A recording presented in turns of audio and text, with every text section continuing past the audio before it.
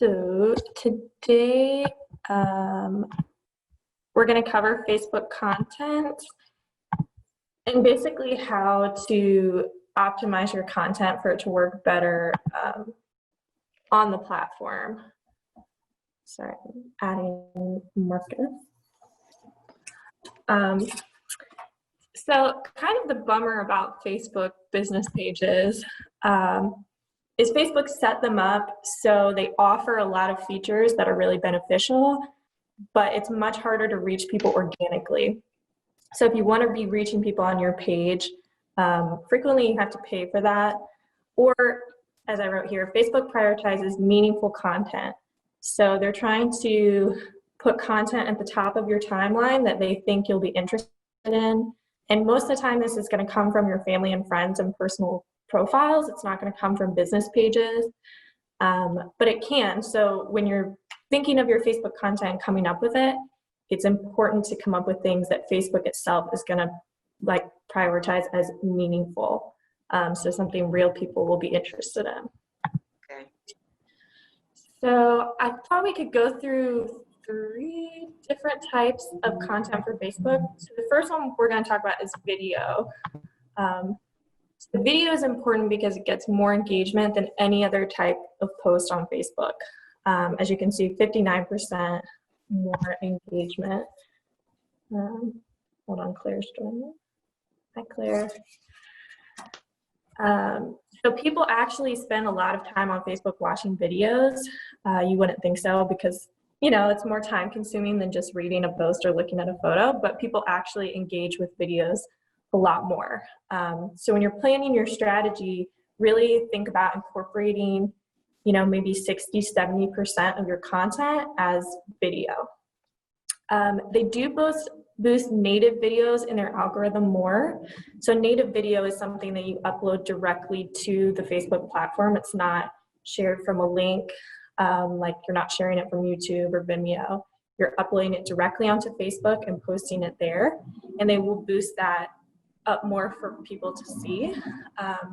So this applies both to ads. If you're running an ad on Facebook, video will perform better. And then organic video too. So that's if you're not paying for it. If you're just posting on your page, they'll still boost that up a little higher for more people to look at. And 2, there's more of an emotional connection with video. It feels more personal, and people are also more likely to remember the content and your brand from a video versus just a photo or just a post or a link or something. So that's something to keep in mind too. So I thought this is interesting. These are the topics that get the most engagement, that people watch the videos for the longest. So number 1 is food, very self-explanatory, I feel like. 2, fashion and beauty, maybe not up, you know, your alley for real estate. But 3 is animals and pets, also self-explanatory. Everyone loves pets and animals. 4, DIY. This is something, if you're really into DIY, this could be good to capitalize on. DIY projects are fun and they're really visual, so they make great content for video. And then humor, just like funny videos, we've all seen them, we all enjoy them on Facebook. But so these are kind of ideas when you're thinking about, okay, what should my video be, what should my content be about? You can definitely incorporate some of these. If you like food, you can always share, you know, cooking videos, or take a short video of a restaurant you're at, or post the food. And same thing for any of these. If any of these are topics that you're interested in, it's totally fine to post that on your pages. It doesn't have to be real estate related. So optimizing your video for Facebook is important. The optimal video length is 3 to 5 minutes, which sounds kind of long, I feel like. But they've done research and they kind of looked at the different lengths of videos and how long people watch them and how long they stay engaged for. And the peak time was between 3 to 5 minutes. It's actually like 3 minutes and 20 seconds was the most engagement for video. So that's, you know, likes, comments, shares, etc. So longer videos do work. And Facebook also, if it's longer than 3 minutes, they will boost this in their algorithm too. And you can see when you go to upload a video, it will say, if it's under that, it'll say, oh, Facebook, supports videos that are 3 minutes or longer. Consider adding a longer video type of thing. So just keep that in mind if you're filming a video or uploading one. Also add subtitles to your video. It's really easy. You can auto-generate the captions. So when you go to make a post and you upload it, it'll give you that option, and then you can go through, just check through them and then correct them if they auto-generate incorrectly. But this is important because 80% of all video on Facebook is watched without sound. So I'm sure you all have been scrolling and a video pops up and the sound's automatically turned off and you don't bother to turn it on because it probably has subtitles. So that's— that was something my husband did. I don't really watch videos on it that much, and I'll come in and he'll say, come look at it, and there's no sound. I go, give me some sound. So, okay. Yeah, well, most people actually don't turn the sound on. I know I don't. I think it's easier just to read the captions. Okay. So that's just something to keep in mind. Obviously, you don't have to, but if people start watching their video, chances are they're not going to turn the sound on, so then they'll just be watching, your face moving with no words. So I would recommend it. And then make square videos. So these also perform better than horizontal ones. I don't know why, but this is just what Facebook's decided. So you can't shoot on, at least an iPhone, you can't shoot a square video from the iPhone, but there's different apps if you want to download one, and then you can shoot from the app and upload it. And then also when you upload, use tags to help Facebook recommend it. So these tags don't show up on the actual post, but it's more internal in Facebook. So if you tag your videos like real estate or DIY, its algorithm will go through and it'll find people that are interested based on their interests. If they watch a lot of DIY videos, it'll recommend it to them to watch. So that's not really external for the post visually, that's more internal for Facebook to decide where they're gonna share your video. Okay, so another great option for Facebook is Facebook Live. I think I've seen a couple of you use this, but it's basically a live stream feature, so you can broadcast in real time from your Facebook page. So you can do it on your page directly, or you can, if you're in a group, you can broadcast in the group, or an event. So if you're hosting an event and you've made a page for it, and then you want to live stream it during the event, you can post it to that event page. Sorry, adding people. So once you live stream it, that video will stay on your page. So if someone misses the live stream or joins halfway through, they can go back and rewatch it at any time. And when you go live, Facebook will send a notification to your followers and say, oh, so-and-so is about to go live, watch now. So that's really helpful because it's a reminder to people, that you're going live. They can watch your Facebook broadcast, and just kind of, putting your name in their heads again. Like when you post a normal post, it's not going to send a notification saying, Brenda Johnson has posted a photo. But if you go live, it will send out that notification and say, oh, Brenda Johnson's about to go live. Come join her live stream, check it out. So it does kind of prompt people to go to your page versus just a regular post. So Facebook Live is important basically for building connection with your followers.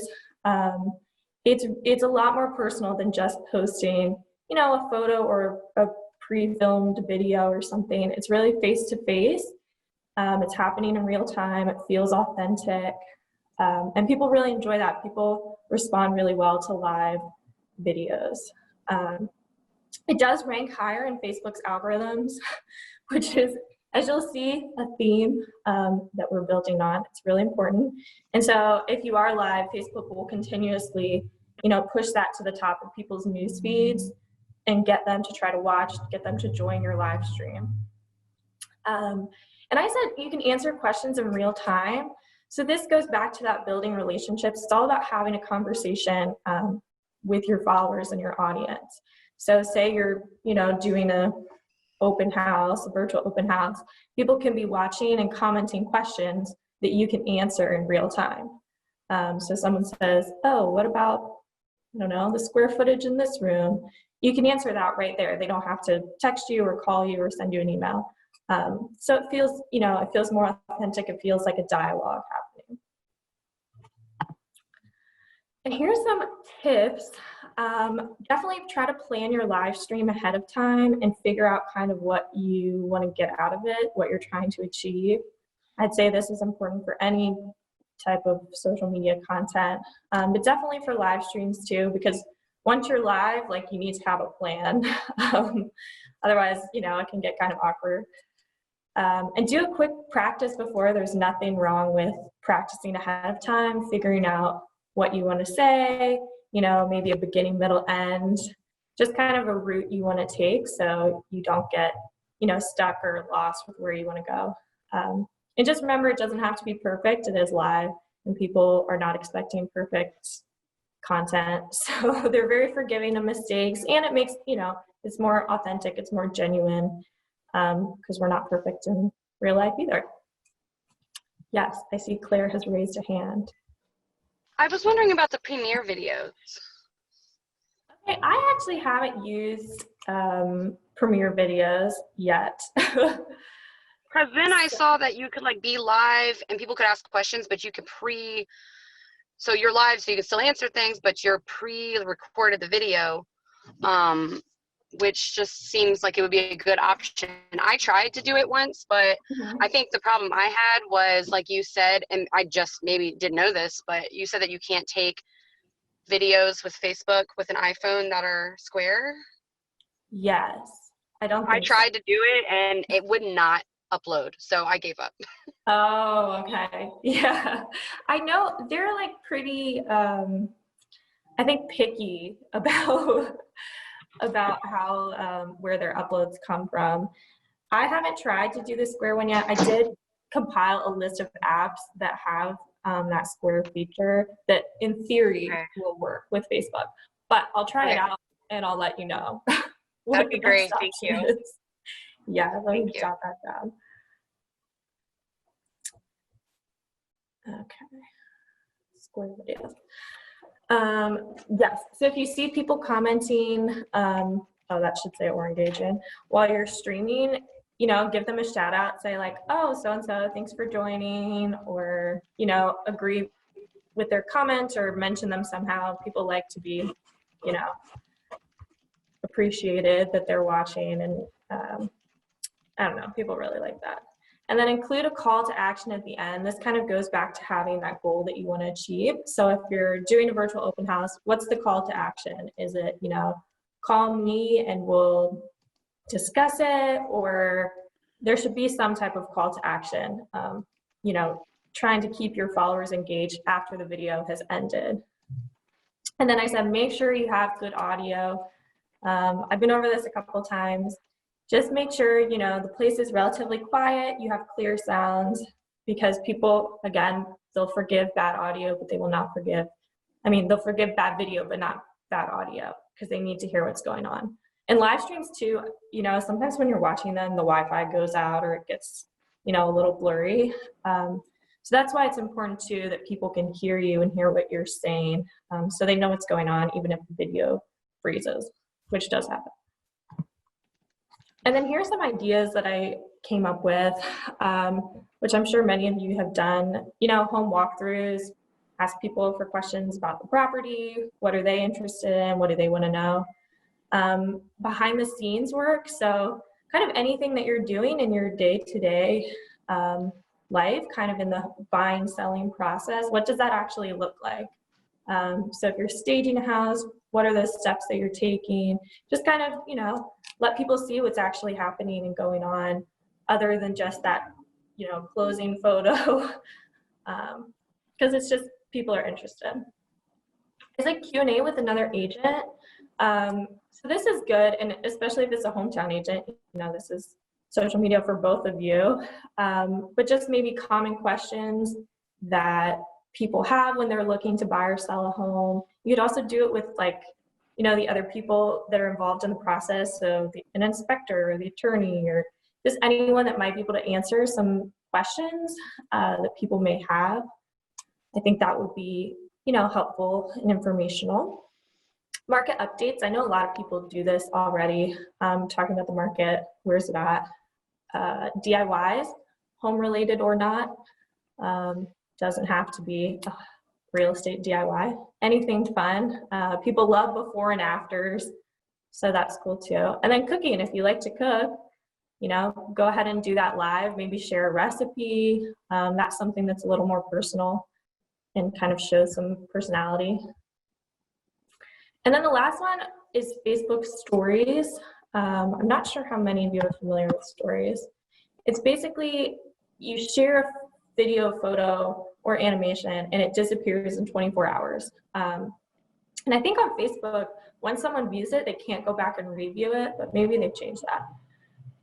So there's no like or comment option. If someone does want to respond, it sends you a message. It doesn't show up as a comment. And the stories appear at the top of your newsfeed. So this is both on the mobile version and on a desktop. They're always at the top. They're like these vertical rectangles, and it'll typically show like the profile picture of someone, and then you click on it and it flips through the different images. So these can be created directly through Facebook, or you can share a photo that you took, earlier, and you just want to post it on your story, something like that. So why are stories important? These are another good way to beat Facebook's algorithms because they do always appear at the top of the newsfeed. That is the only location to find them. So even before people start scrolling and looking at the content on their timeline, they'll see the stories at the top. So it's a good way to remind people, of your presence and that you're there. If there's always a little box where you've shared a story and they can click on it and kind of see what you're up to.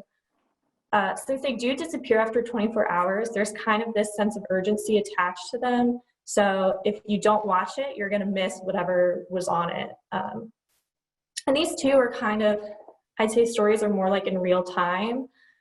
They don't have to be, but if you're sharing things, from your everyday life that you're not posting necessarily on your timeline, these are kind of like, oh, what is she up to now? She's here at the attorney's office. Now she's at a listing. People like to see what you're doing and kind of keep up. This is a really good way to do that. And then it is, there's a sense of intimacy with your audience. They feel more personal because there is that 24 hours. It's like, okay, yesterday she did that. What is she doing today? And it's stuff that not everyone is privileged to. So if someone follows you, they can see your stories. They'll always see them at the top of their timeline, but if it's just someone going to view their page, they're not going to see the stories, from last week, 2 weeks ago. So these are things that just your followers will probably see and engage with. So here are some ideas for stories. Teasing bigger content. So this is like, if you have an event coming up or you're going to premiere something later, you can say like, oh, at 2 live stream where we're touring this house. Just kind of boosting that and getting people interested and reminding them that you have something else coming. Polls. So you could do polls in regular Facebook posts, and then you can also do them in your stories. It's fun. It gets people engaged. You can see kind of what your followers are thinking, which way they lean in terms of opinions. People like anything where they can share their opinion, obviously. So those are a great feature. Boomerangs. Do any of you know what a boomerang is? Maybe a few of you. Basically, it's like you take a photo, but it really takes a burst of photos and it makes them into a little animation. And it kind of just goes on repeat in cycles. They're pretty fun. They're cute. You could do fun things with them. I highly recommend them, and they're really easy and don't take a ton of creativity. So if you're really stuck on ideas, boomerangs are always fun. And then you can create several stories in a row to form kind of like a series or a bigger story that you're trying to tell. So when you click on the story, if there's one following it, it's kind of like you're flipping through. So this is what I was saying. If you're going through several things in a day and have a lot of meetings or activities that you're going to, you can kind of share a story each one and kind of update people throughout your day kind of thing. It's just a good way to share a lot of content that's really personal, and people can feel connected to. And so here are some tips for Facebook content kind of overall. We just looked at 3 of the really Facebook specific ways for content. But every post should include a photo just because they perform better in Facebook's algorithms. And people tend to engage better with content that includes photos versus just text. So speaking about text, long posts perform better than short posts. So these are posts that are 80 or more words. And I said tell stories. This is something that's gotten kind of popular on social media, I'd say in the last few years. These like really long posts that are really personal, and people are kind of sharing their journey or their stories, their successes, etc. These tend to get a lot of traction. People respond to other people that are vulnerable, and that are sharing personal things about them. So I think it's great to have, longer posts and kind of share those personal stories because people do appreciate them and they will engage with them. Use hashtags. This is really helpful across social media. But I said not too many. You don't want to overwhelm your posts with hashtags, and be selective. Frequently what I'll do is I'll kind of decide on a few hashtags, and then I'll look them up and see what other people are using them in reference to, just to see, what similar content's like, and if I want my content grouped into that. And then don't be afraid to use hashtags from topics that are trending on Facebook. So if there's a hashtag from a trending topic, people will frequently click on it and they'll see all the posts about that topic.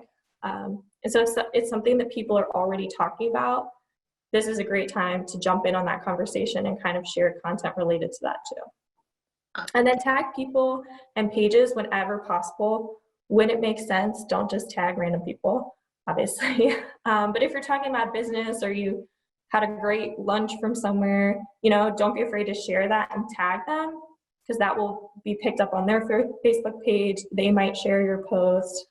It just kind of encourages more people to share your content and get your name out there a little more. Okay, Kat? Yeah. Can I ask a question? I'm confused about the hashtag. You just put that hashtag symbol in front of something? Yeah. I mean, and am I doing this from Facebook entirely? So really anywhere on your social media, but so a good way would be if you're writing a post, you have a photo that you're sharing, and then you're writing the text at the top, and you're saying had a great lunch at, I don't know, what's the place across the street? Thai something. Uh-huh. Then you could say hashtag Thai food, or something that relates to what you're talking about. Hashtags basically it's kind of like a big group where all the posts that are talking about that topic are linked to. And so does it appear like a link in my story? Like I'm typing along and I say hashtag Thai food, will it be like a link so that people... It's not exactly a link, but people will be able to click on the hashtag, and it will take them to other posts with that same topic and with that same hashtag. Wow. If that makes sense. So it's not like a .com type of link, but it does link you to other posts with similar content and topics. Okay. Yeah. Any other questions? I think I'm done anyway. This is probably it. Yes. So yeah, does anyone else have questions or ideas or things they want to share? This is Davina. Hi there. How are you? Hi, how are you? I have a quick question. I'm good. I'm very good. I just was wondering, you have so much good content. I was just wondering, is there a central hub that you have all of these webinars and posts that I can access? Some of your past. Yeah, so all of the hometown webinars are actually on the Hometown University YouTube page. So if you're interested in sharing any of those, it's there. I can type that in the chat. And I'm uploading mine there. And then the content that I use, I create a lot of it and I try to send it out to agents. Sometimes I forget. Sorry, I'm working on it. So I try to send that out, and then I do a lot of digging for external links and kind of curated links. So like anything that you see shared from HGTV or House or something, those are all things that I've kind of dug through and figured out what fits with Hometown's brand and goals, and shared those. I'd say, yeah, content's hard. Most of it I just kind of try to come up with myself. So. Well, thank you. You do a great job. Thanks. Yes, you do. Thank you. Does anyone else have questions or comments or concerns about their Facebook pages? I agree with everybody. I think the ideas that you send out and share that we can use on our own social media, like, lemonade stand or what color door is the best, or just kind of related to real estate, but different. And I mean, we have somebody that does our social media for us, but I always forward those to her because sometimes you're at a lull, like, oh my gosh, what am I going to post about today? So I really appreciate it. I think they're great and they're fun and they're different. So thanks. You help me out a lot when I'm trying to think of stuff to post. Well, I'm also, if anyone has things that they wish I was making or ideas for what they kind of want me graphics wise to make or anything wise, just let me know, because I'm just figuring it out and I want to do what's helpful for you guys. So if I'm sending stuff that you're not really interested in posting on your page, don't be afraid to come back to me and say, oh, I'd rather have this type of content or this. That would be helpful because I want to be helpful to you. That's the goal. You are. I'm glad. Okay. Hey, Well, Kat, no one has. Yes. hey, one quick question. Yeah.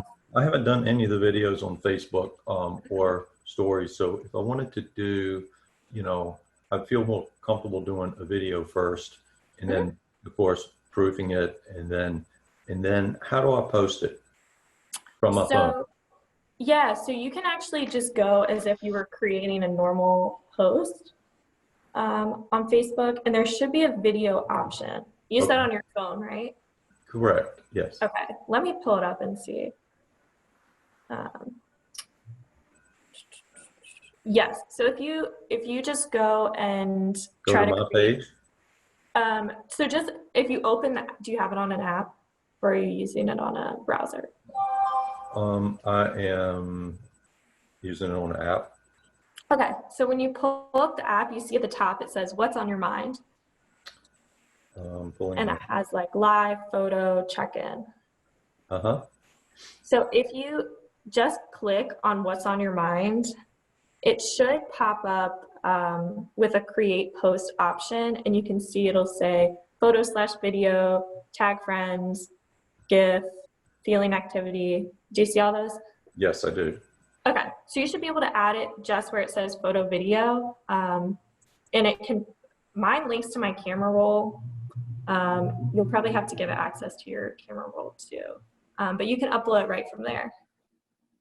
But I can shoot the video, preview it before I upload it? Yeah, I would just shoot it through your camera app. That way you can go in, and if there's like a chunk you want to cut out or something, you can do all that through your phone. Okay. And then it'll be saved to your camera roll and you can just upload it. Gotcha. Thank you. Yeah. It's all of that, the cutting the video or editing the video. Is that only if you're using an iPhone? Or can an Android do it as well? I have never had an Android, so I'm not sure. I would assume so, though. Okay. I feel like Android capabilities are really similar to iPhone ones. Okay. With those. Brenda, I am an Android user, and you can edit and cut and paste videos just as you do an iPhone. Okay. Cool. Okay. Cool. Any other questions? Okay, I'll take that as a no. Well, thanks for joining. Thank you. Another class Thank you. Friday. Thanks, Kat. Thank you. All right. Have a good weekend. You too. You. Take care. See ya. Bye, See you in a guys. minute. Bye, everybody. Bye.